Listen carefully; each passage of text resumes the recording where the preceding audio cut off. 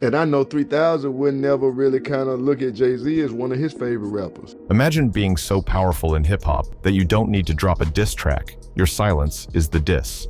That's André 3000, the enigma, the alien, the man who vanished from rap's main stage only to return with a flute and the kind of piece that still shakes the culture. But here's the twist. Behind that calm, behind the smiles and cryptic wisdom, there's a side of André most fans never see. A side shaped by disappointment, by betrayal, by the artists who let him down. These aren't internet theories or fan gossip.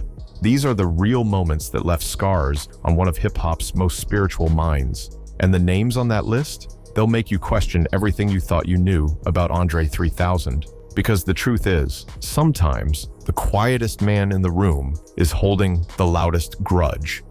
At number 1, we have Drake. This one? It hurt on a different level. In 2021, André 3000 was invited to appear on a track called Life of the Party, a deeply emotional piece that was supposed to be a tribute to his late mother. Kanye picked André 3000 because both of them had lost their mom. And I knew he had lost his mom just like I lost my mom. He poured his soul into that verse, reminiscing on life, death, and the fragile beauty of memory. It wasn't rap for clout. It was therapy on a beat. But behind the scenes, something unexpected happened. The version that leaked wasn't what André expected. Instead of a heartfelt homage, it turned into a battlefield. Kanye West, who'd invited André onto the song, laced it with subliminal disses aimed directly at Drake, after André had already submitted his verse. But the surprise didn't end there. Drake, in an act of retaliation against Kanye, leaked the track during his OVO Sound radio episode. Drake released it on his radio show. Like, he just put it out. And I was like, whoa. And with it, he leaked André's most personal bars without his prior knowledge or permission. André further responded with a rare public statement explaining, "It's unfortunate that it was released in this way. It was never meant to be a diss track. I wanted to work with people that inspire me." He didn't blame Drake directly. He didn't accuse anyone of wrongdoing. But fans and industry insiders couldn't help but speculate. Was André upset with Drake for putting the song out like that? Was he caught in a crossfire he wanted no part of? Some fans argued that while Drake didn't diss André with words, the act of using his grief-laced verse in a feud felt careless. Others believed André stayed neutral, simply disappointed by how something so personal turned into hip-hop drama. There's no proof that André harbors ill will toward Drake, but the moment left a mark, not just on the song, but on the community watching it all unfold. It raised questions about consent, about boundaries, about when artistry becomes collateral. Whether or not André felt betrayed by Drake remains unclear. What's clear is that the entire situation struck a chord with fans. It didn't look like beef. It looked like sadness. And for someone who values intention and purity in music, that kind of moment, intentional or not, might be hard to forget. It's not beef in the traditional sense. It's something colder, more personal, and much harder to forgive. Which brings us to number 2, Kanye West. If Drake's move raised questions, Kanye's involvement sparked even more speculation. The collaboration between Kanye West and André 3000 on Life of the Party was pitched as something pure, a heartfelt tribute to their late mothers. André, always selective about his features, agreed and delivered a verse that was deeply vulnerable. He opened up about his grief, addressed Kanye's mother directly, and poured raw emotion into every line. It was poetry, not performance. But after André sent in his verse, Kanye allegedly added subliminal disses aimed at Drake without informing André. When the track later leaked, it was Drake who released it, but the drama originated with "Yeah." Suddenly, what was meant to be a healing moment became a weapon in one of the biggest rap feuds of the decade. André responded with public disappointment, saying in a statement, "It's unfortunate that it was released in this way. It was never meant to be a diss track. I wanted to work with people that inspire me." That line was neutral, but it said enough.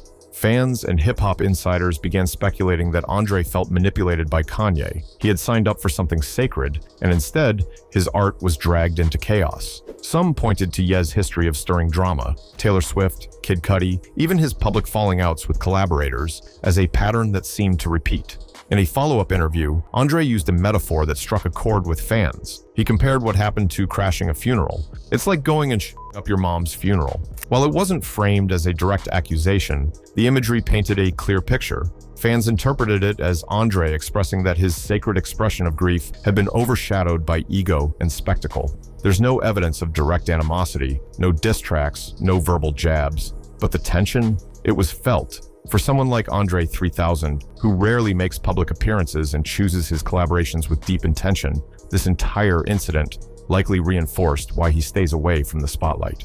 To many fans, it felt like Kanye had taken something intimate and turned it into a headline. And that kind of betrayal, intentional or not, sticks with someone like André. In the end, whether it was a calculated move by Ye or just another chaotic twist in his artistic journey, the damage was done. And for André, who was seeking something real in a moment of vulnerability, the fallout may have confirmed what he feared most about the industry. Sometimes even healing gets hijacked. Sliding in at number 3 is Future, another Atlanta giant.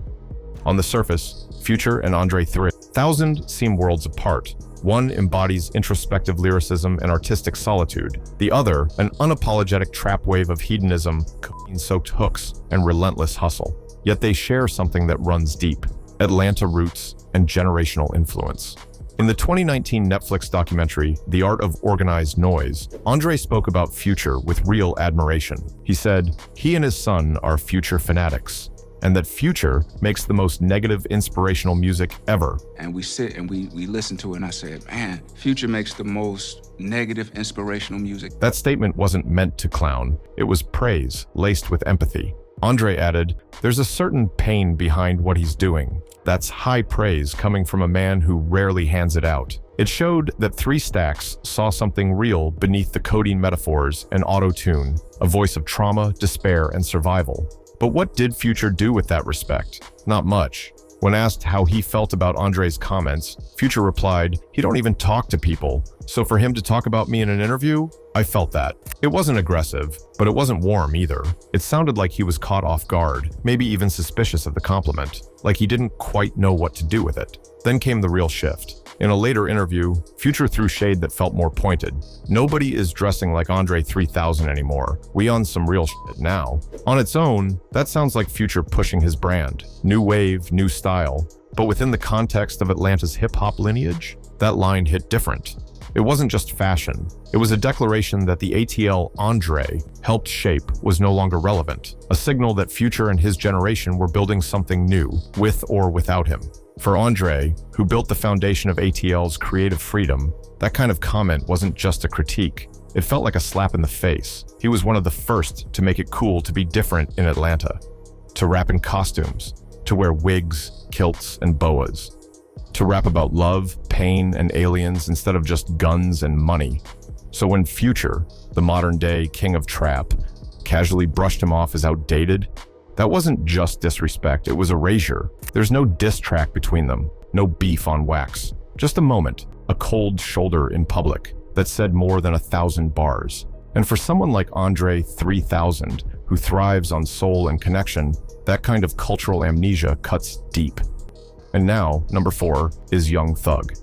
If Future's comments stung, Young Thug's words felt like a full-blown punch to the gut.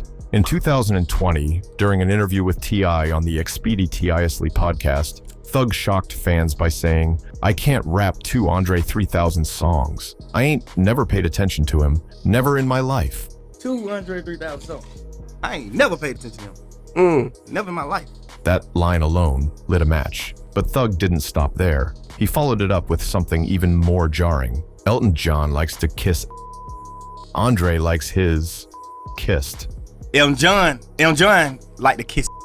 André like his ass kiss. Translation? Thug was accusing André of being arrogant, of sitting on a pedestal, unreachable, too elite to collaborate or show love to the younger Atlanta wave. He implied that trying to work with 3 Stacks meant navigating layers of managers, red tape, and egos. For ATL fans, this felt personal. Outrage hit the internet fast and loud.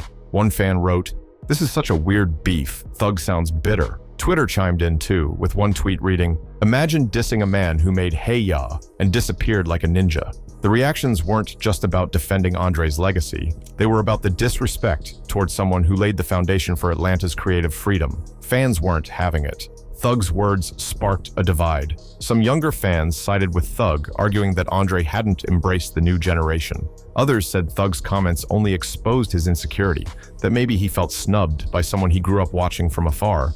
What's wild is that André had actually shown support for Thug in the past. He once said in an interview that he thought Thug was unpredictable in the best way, someone who pushed boundaries, much like Outkast once did. But for whatever reason, that mutual respect never turned into collaboration. André never clapped back. No tweets, no interviews, just silence. And that silence? It spoke volumes. Because sometimes, not responding is the real mic drop. It's worth noting that just a year later, Thug appeared to soften. He hinted in another interview that he still respected 3K. But by then, the damage had already been done. The words were out there. The moment was burned into memory. André 3000 has never been the type to chase beef. But when people throw rocks at his legacy, he doesn't flinch. He simply steps aside and lets the culture decide who's really standing on solid ground. Lil Wayne takes the 5th spot. This wasn't a diss track situation or tabloid blow-up. It was something sadder, a quiet heartbreak that echoed through years of near misses and unmet hopes. For more than a decade, Lil Wayne praised André 3000 as one of his biggest inspirations. In interview after interview, he mentioned how much he wanted to collaborate with him. Fans dreamed about it, the blogs asked about it, but nothing ever materialized. In a 2011 MTV interview, Wayne said, "I love André. I reached out, I've tried, but I guess he's just in his own world." That quote was honest, but gentle, respectful. You could hear the disappointment, but Wayne still kept it classy. But behind the scenes, word was that André didn't connect with Wayne's subject matter, the non-stop output, the laced punchlines, the chaotic energy. For a rapper who once said he didn't want to rap past 40 unless he had something meaningful to say, Wayne's prolific style might have felt like noise to André. As the years passed, the disappointment didn't fade. On an episode of Young Money Radio, Wayne reflected on a quote he'd once read from a rapper he respected. He said, "I read a depressing quote from someone I respect. They said, 'I'm 40, what am I gonna rap about?' I was like, that's so depressing. I got everything to talk about." Like, wow, that was so different. Like, I have everything to talk about. He didn't name names, but fans speculated he was talking about André, and that's when it clicked. This wasn't just a one-sided letdown. Wayne wanted to connect, but André, perhaps, had already disconnected from the industry, from the spotlight, from rappers who didn't speak his language. The timing, the energy, the vision, it just never aligned. In many ways, this broken connection mirrored the bigger issue André's fans have noticed for years. He's too different for a genre obsessed with conformity, too poetic for radio, too reclusive for features, and that quiet gap between him and Wayne, it represents something bigger, a generational rift. Two goats in their own right, just never walking the same path at the same time. Wayne kept creating, mixtapes, albums, tours. He never stopped. André kept retreating, waiting for something to feel authentic again. It's not animosity, it's not beef, but it's still a tragedy, because sometimes the saddest stories in hip-hop aren't the ones with diss tracks or public meltdowns. They're the ones where greatness misses greatness by inches, and no one knows why. Number 6 is Jay-Z. And I know 3000 would never really kind of Jay-Z is one of his favorite rappers. It was never a war, not officially. No diss tracks, no subliminals, no behind-the-scenes tension that could fill a headline. But for years, fans have built one anyway. A quiet rivalry between André 3000 and Jay-Z. Two titans from different corners of hip-hop, orbiting the same universe but fueled by entirely different stars. Jay-Z was the architect, a mogul who turned rhyme schemes into blueprints, verses into business models. André was the wanderer, the poet who wore wigs, flutes, and philosophies instead of chains. Where Jay talked about ownership, André talked about existence. Where Jay built empires, André built worlds inside words. And yet, every few years, the same debate rises like smoke in a barbershop. Who's really the better rapper? André 3000 has never been loud about it. He doesn't have to be.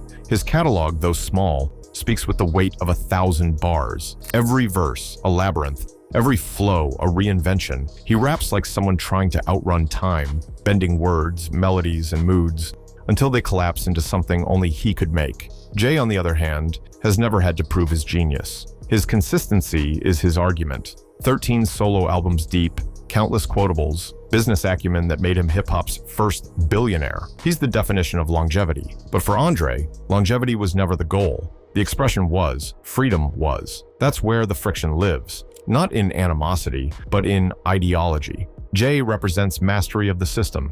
André represents the transcendence of it. To fans, that contrast feels like conflict. Jay's the greatest, they say. He's done it all. And someone always replies, yeah, but André's different. He is the real poet.